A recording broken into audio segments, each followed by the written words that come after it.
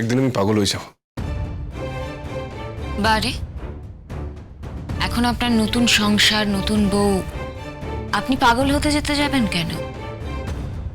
আপনি বরং আমাকে কাজগুলো করতে দিন। সবাই উপরেই আছে, এখন যদি ওরা নিচে আসে আর এসে যদি আমাদের এভাবে কথা বলতে দেখে, কারোর কিন্তু ভালো লাগবে না, আর ভালো লাগার কথাও নয়। আসুক, দেখুক, তুমি যতক্ষণ না বলবে তুমি কে, আজ আমি তোমাকে ছাড়বো না। আমাকে প্লিজ যেতে দিন। বললাম না আমি ছাড়বো না। আপনার হয়তো কিচ্ছু আসবে যাবে না, সম্মানহানিটা আমার হবে, এতগুলো লোকের কথা আমাকে শুনতে হবে। আমি আর এই অপমানটা নিতে রাজি নই। তাহলে সত্যিটা স্বীকার করো। কোন সত্যি? তুমি কে? আমি তো বারবার বলছি আমি তুলি। বারবার জিজ্ঞেস করলে তো সত্যিটা বদলে যাবে না। এই এক প্রশ্নের উত্তর কতবার দেব বলুন তো? না, তুমি তুলি নও, তুমি জাহ্নবী। বেশ, তুমি কলেজে যে নাম বলেছো আর যে সাল বলেছো, তোমার পড়া কলেজে আমি যাব চেক করতে, আর আমি বেরিয়ে দেখব ওই সালে এই নামে কেউ পাশ করে বেরিয়েছে কিনা। আপনি কি গোয়েন্দা নাকি? এটা আমার জীবন মরণের প্রশ্ন, তাই দরকার পড়লে গোয়েন্দা, পুলিশ সব রকমের কাজ করতে হবে। কিসের জীবন মরণের প্রশ্ন? আপনি তো আপনার জীবন বেছেই নিয়েছেন। বাধ্য হয়ে। জাহ্নবীকে কোনোদিন ভুলতে পারিনি, তাই এবার জাহ্নবীকে ভোলার জন্য ভেবেছিলাম আমার জীবনে অন্য কেউ এলে আমি তাকে ভুলে যাব, কিন্তু ভুলতে পারিনি। আমি নিঃসঙ্গতা সহ্য করতে পারিনি, তাই মাত্র 3 বছরের মধ্যে আপনি যাকে আপনার জীবন মরণের কথা বলছেন তাকে ভুলে গেলেন, ভুলে যাওয়ার চেষ্টা করতে শুরু করলেন। তাহলে সে আপনার কিরকম জীবন মরণ? তুমি বুঝবে না। আমি বুঝতেই চাই না। তোমাকে দেখলে আমার মনে হয় আমার সামনে জাহ্নবী দাঁড়িয়ে আছে, আর তোমাকে তুলি বলে ডাকতে হচ্ছে। এতে যে আমার ভেতরে কত রক্তপাত হয়। আপনি বরং একটা কাজ করুন, আমাকে দেখলেই যখন আপনার পুরনো স্ত্রীর কথা মনে পড়ে, তখন যতদিন না আমার বিয়ে হচ্ছে ততদিন এই বাড়িতে আসার দরকার নেই আপনার। এখানে না এলে আমার সাথে দেখাও হবে না, আর আমার বিয়ে হয়ে গেলে আমি তো রেগুলার এখানে আসতে পারবো না। তারপরে আপনি এখানে আসবেন। এই বিয়েটা তুমি করো না। না, কেন করব না? আপনি কেন বাধা দিচ্ছেন? আমার তো ছেলেটাকে বেশ পছন্দ না, হয়েছে। আমি বলছি বিয়েটা তুমি করো না। আমি এই নায়ের কারণটাই তো জানতে চাইছি। তুমি যেই হও, তুমি তুলি হও বা জাহ্নবী হও, সেটা আমি জানি না, কিন্তু একদিন আমি জানবো। তুমি তো জাহ্নবীর মতন দেখতে, এটা তো সত্যি, সেটাতে কোনো ভুল নেই তো। শুধু সেই জন্যই তুমি অন্য কোথাও চলে যেতে পারো না, অন্য কাউকে বিয়ে করতে পারো না। আপনি ভুল করছেন। হয়তো আমি ভুল করছি, কিন্তু এটা তো সত্যি। তুমি জাহ্নবীর মতনই দেখতে, সেই খাতিরেই আমি তোমার উপরে জোর করছি, করতে পারি। শুধু জাহ্নবীর মতো দেখতে বলেই আপনি আমার উপরে জোর করতে পারেন? হ্যাঁ, পারি, কারণ আমি বিশ্বাস করি এমনি এমনি কাউকে একরকম দেখতে হয় না। তুমি হয়তো এখানে ছদ্মবেশে আছো,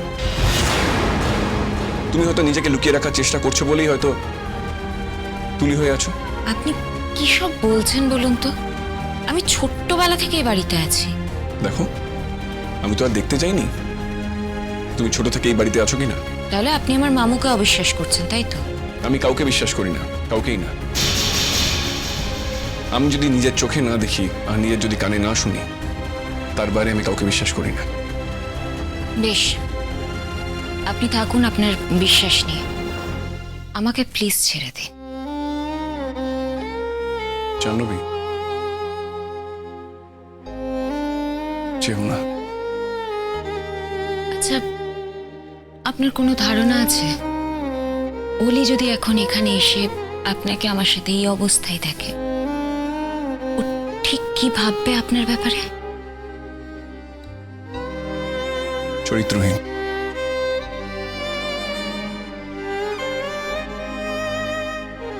আর আমার কি ধারণা হচ্ছে আপনার ব্যাপারে এখন?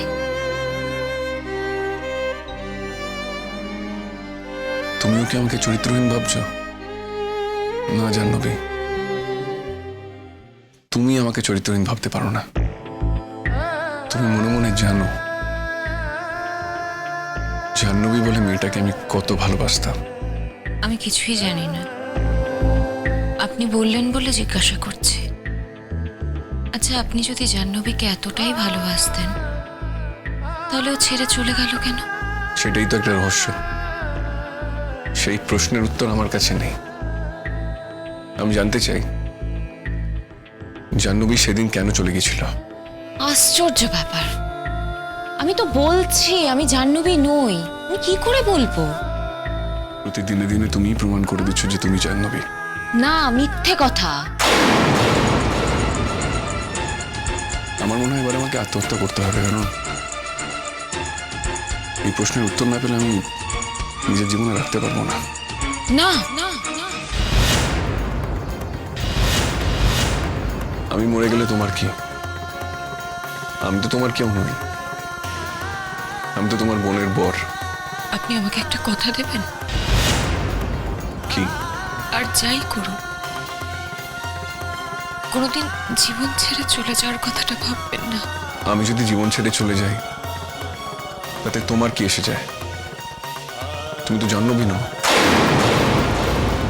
তুমি তো তুলি। আপনাকে যে কথাটা বললাম সেটা প্লিজ মনে রাখবেন। আপনার কাছে আমার শুধু এই একটাই চাওয়া।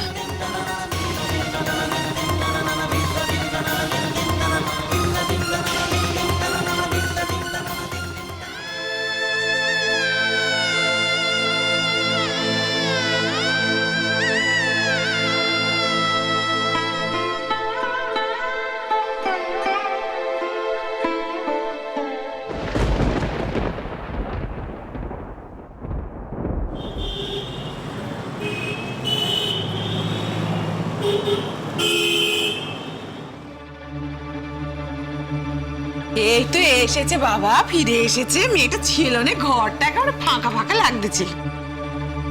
তোমরা না বলছিলে তোমরা একদিন থেকে আসবে? হ্যাঁ, কি করব বলো, ও তো থাকতে চাইলো না, আমাকে জোর করলো, আমি তাই চলে এলাম। কেন রে ঋষি?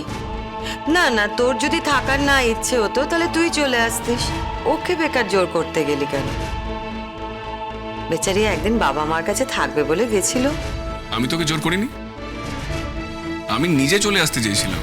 না মানে, ও আমাকে জোর করেনি, ও চলে আসতেই চেয়েছিল। আসলে কি বলতো, আমরা তো একসঙ্গে গিয়েছিলাম, আবার আমি একা ফিরবো, তাই জন্য চলে এসেছি।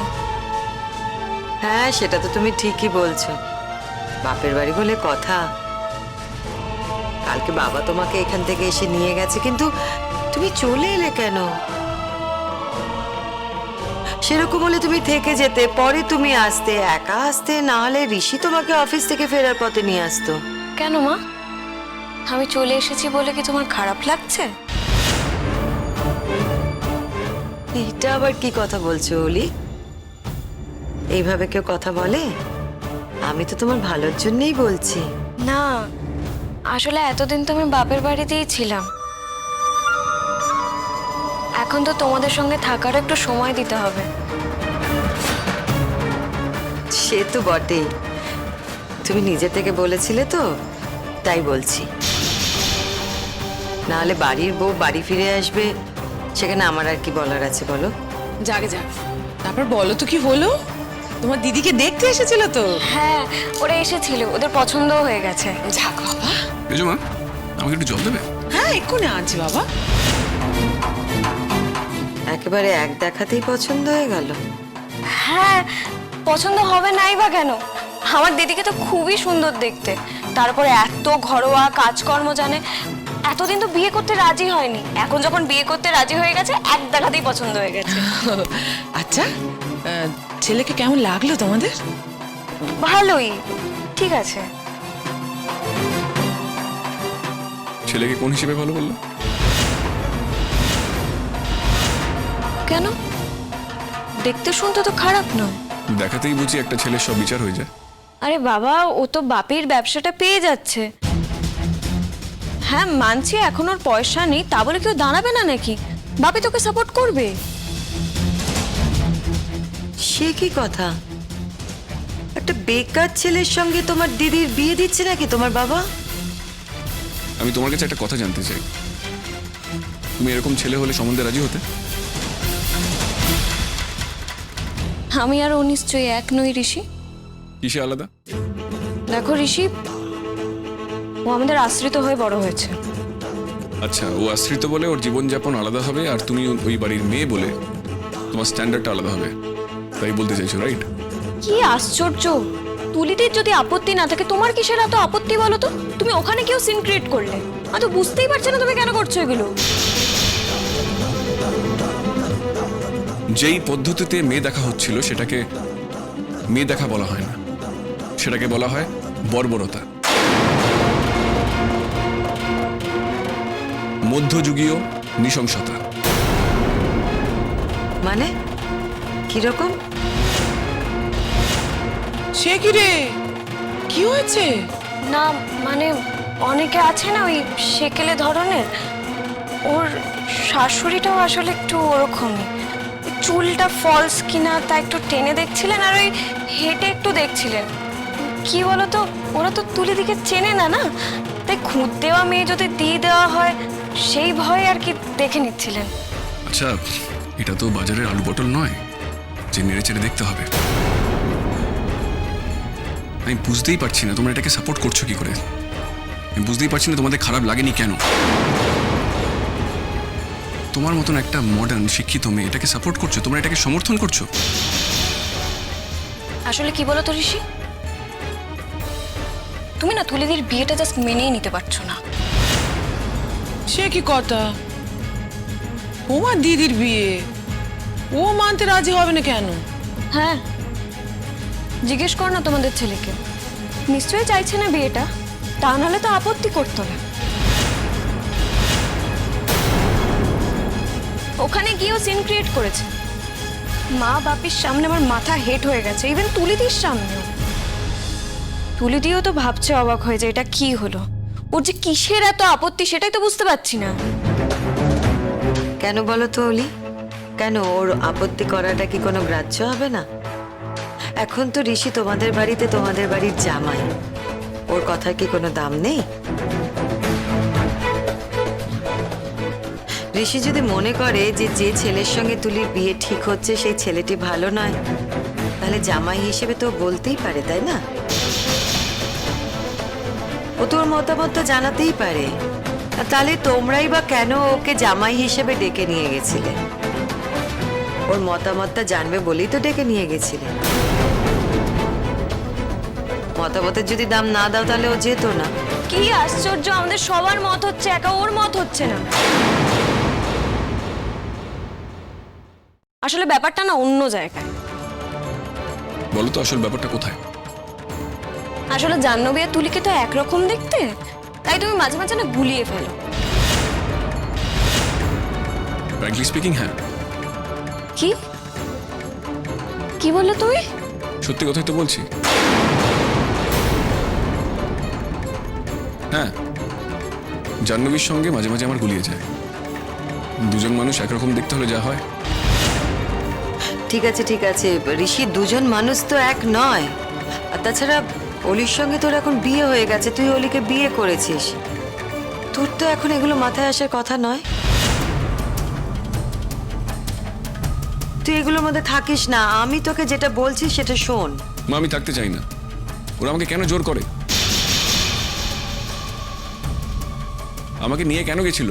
কি করে জানা যাবে বলো যে তুমি শালির বিয়েতে গিয়ে শালির বিয়েটাই ভন্ডুল করে দিয়ে চলে আসবে? আমি কি ভন্ডল করতে পেরেছি? না আমার কথা বলাতে কোনো কাজ হয়েছে? তোমাদের যা ডিসিশন তোমরা তাই নিয়েছো, তুলির বিয়ে তোমরা ঠিক করে ফেলেছো। হ্যাঁ, ঠিক করে ফেলেছি, ঠিক করে ফেলেছি, কারণ দায়িত্বটা তো আমাদের গো। বাপিকেই তো দেখতে হবে ওকে। বাপিকে তো শেষ পর্যন্ত ওকে দেখভালের দায়িত্বটা নিতে হবে।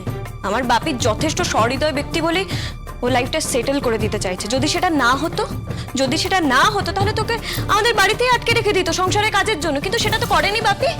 ওর বিয়ে দিয়ে দিতে চাইছে। সে কি কথা? ছোটবেলা থেকে একটা মেয়ে তোমাদের বাড়িতে আছে, এখনো পর্যন্ত আপন হতে পারেনি?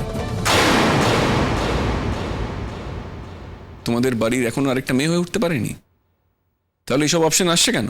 শোনো ঋষি, মেয়ে হয়ে উঠতে পেরেছে বলেই কিন্তু ওকে কিচ্ছু বলা হয় না। মেয়ে হয়ে উঠতে পেরেছে বলেই ওর বিয়ের কথা চলছে। আমি খুব শিওর নিজের মেয়ের সঙ্গে তোমার বাবা এরকম একটা পাত্রের সঙ্গে বিয়ে দিতেন না। তুমি কি বলতে চাইছো বলো তো? যা বলতে চাইছি আমি তা তো বললাম।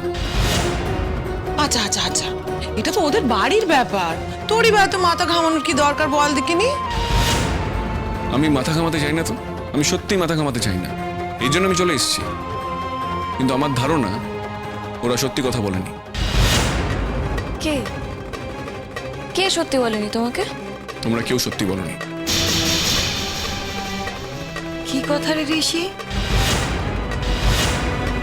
কোন কথা সত্যি বলেনি? তুমি কিন্তু এবার আমাকে অকারণে অ্যাকিউজ করছো ঋষি। আমি কিন্তু বাপিকে জানাতে বাধ্য হব। তোমার বাপিকে জানালেও তোমার বাপিকে আমি সেম কথা বলতে পারো। প্রথম কথা, তোমরা তুলিকে ছোট থেকে মানুষ করো। কে বললো তোমাকে এটা? আমি জেনেছি বলেই বললাম। ঠিক আছে, সেটা তো ওদের ব্যাপার, তাই না? তোর তো এত মাথা ঘামাবার কোনো দরকার নেই। দেখো, আমার মাথা ঘামানোর কোনো প্রয়োজন নেই। ওরা কাউকে ছোট থেকে মানুষ করুক বা কিছু বছর আগে থেকে মানুষ করুক, তাতে আমার কিচ্ছু এসে যায় না। কে বলেছে তোমাকে যে ওকে কয়েক বছর আগে থেকে মানুষ করা হয়েছে? তুলিদি বলেছে না? আমি এক্ষুনি তুলিদিকে ফোন। এই শোনো, তুলিকে শুধু শুধু ডিস্টার্ব করতে যেও না। তুমি খুব ভালো করে জানো তুলি এসব কথা বলার মেয়ে নয়। তাহলে কে বলেছে? দেখো, সত্যি কখনো চাপা থাকে না। আমি জানতে পেরেছি, সেটাই বড় কথা। কোথা থেকে জানতে পেরেছি সেটা জেনে তুমি কি করবে? কি জানতে পেরেছো তুমি? জানতে পেরেছি ও তোমাদের বাড়িতে ছোট থেকে থাকে না। সে জবে থেকে থাকুক, তোর কি দরকার বল দেখিনি? কি দরকার তোর? তোর তো সম্পর্ক অলির সঙ্গে, ওই তুলির বিষয়ে কথা বলা তো কোনো দরকার নেই কো। হ্যাঁ, কিরকম দেখতে, আমরা তো ভেবে ভেবে অবাক হয়ে যাই, এত একরকম দেখতে হয় কি করে। কিন্তু এটা তো প্রমাণ হয়ে গেছে ও জাহ্নবী নয় কো। প্রমাণ হয়ে গেছে?